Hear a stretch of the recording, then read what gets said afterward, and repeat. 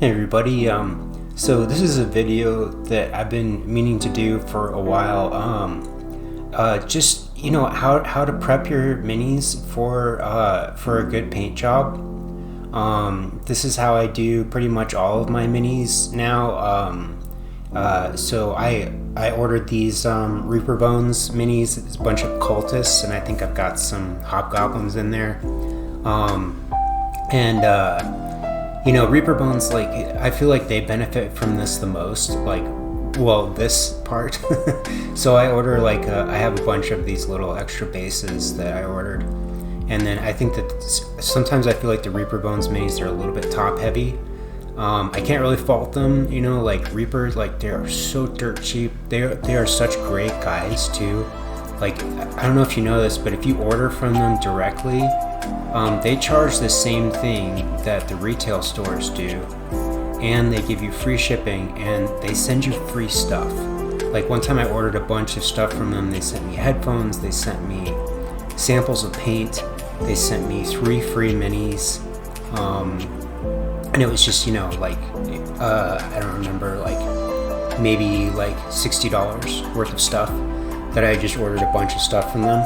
But so anyways, yeah, I'm gonna super glue these guys to the bases, and then next I'm gonna add a little bit of texture to them, just using some sand that I got from the river, here in Colorado. Nothing fancy. I personally really like this gel Gorilla super glue. So for one thing, it has the right consistency. There are different sort of consistencies of super glue. You can get thin, thick, medium, and the thin stuff is water consistency, and it will run all over the place, get all over your fingers. But this is just kind of the perfect consistency for gluing guys to bases, and then adding some little texture to the bases. And also the little caps have metal pieces in them that keep the tube clear, and then it's they make a good product. If the minis are extra top heavy, like these Knolls that I have, then I'll go ahead and I'll glue a penny to the bottom of the base. And if you're gonna glue anything else to the bottom of these bases, I bet it doesn't cost less than a penny. So these work pretty well. And if there's translucent parts on the minis, I'll go ahead and mask those off using a craft glue, like a PVA glue. If you're interested in learning more about how I mask off parts on minis for airbrushing, I did a whole video about that, so you can look it up on my channel. It's in my minis playlist. Next up, it's time to prime these guys black. I'm a Vallejo fanboy. I love Vallejo's stuff. I even like the smell of their primer. It kind of smells like a corn pudding to me or something. I know there's a lot of people that are in the Stynylrez camp. They're both great primers. I really like Vallejo. So yeah, I'm gonna do a coat of black first, and I want to make sure that I get really good coverage. I'm gonna cover all the models completely. Pick them up, inspect them and turn them around and all that. And I use a piece of MDF. I'll put them on a piece of MDF and I'll face them all forward. And the reason why I do this, I'll explain later.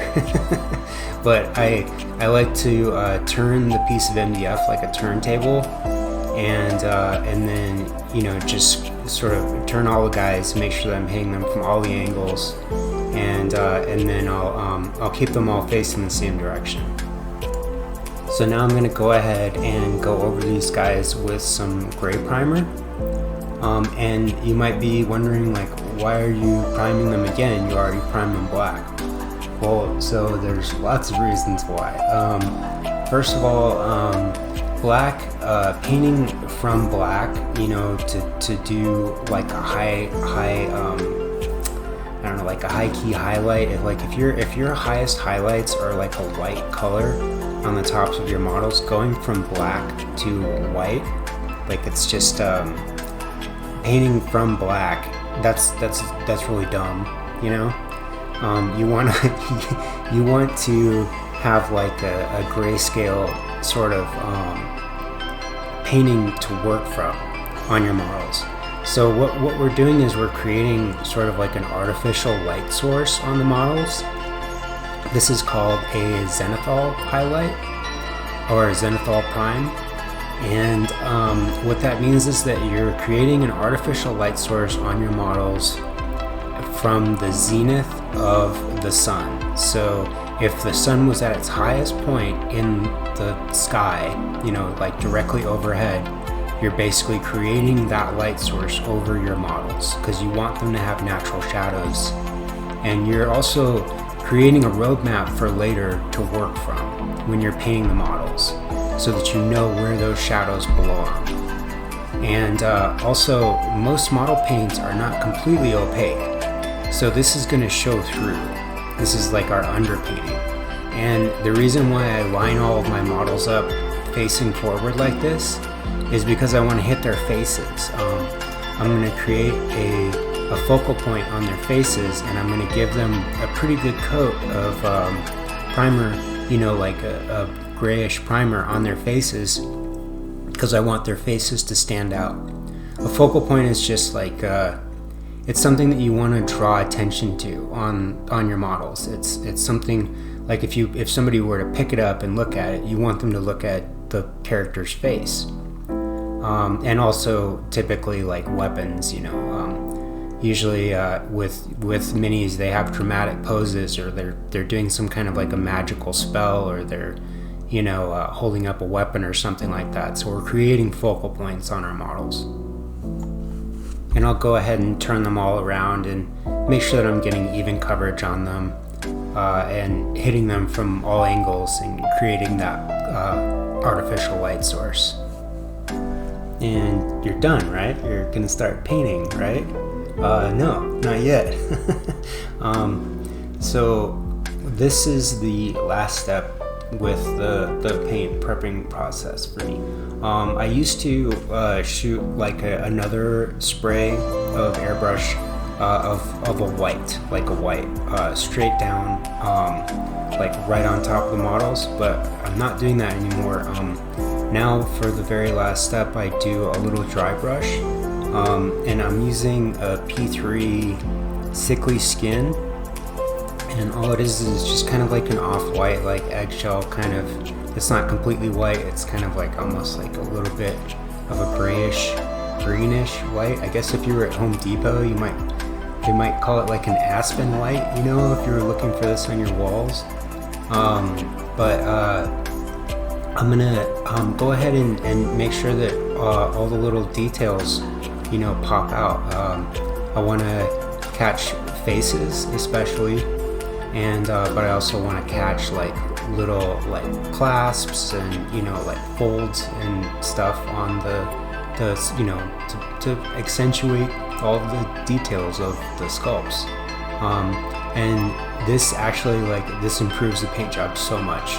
It's crazy what a difference this step makes as far as the painting process goes. So just to kind of like hit my point home about what a difference this makes on the models, I have this Reptisarian model from Massive Darkness, or he's going to be one of my Dragonborn in D&D. Got some mind flayers in the back there too. But this guy is scaly, you know, and he has a lot of like stuff that like pops out on his armor. You can see like before and after. If you look at this guy and you see what a difference just doing that last little bit of dry brush does on the models to pick out those highlights. And I'm still using my Zenithal Prime to pick out where the highlights belong, you know, using that as a roadmap. But I'm just kind of like accentuating details, like just sculptural details, and it makes such a huge difference later on in the painting process. So that's the final result. That's how these guys look after all that prep work. You know, if you're a Citadel guy and you use like the contrast paints over these guys, I'm pretty sure that you would get some pretty amazing looking results, you know, with some natural shadow prep work. Or I personally use the Game Inks and I use the Game Air. I use them kind of interchangeably.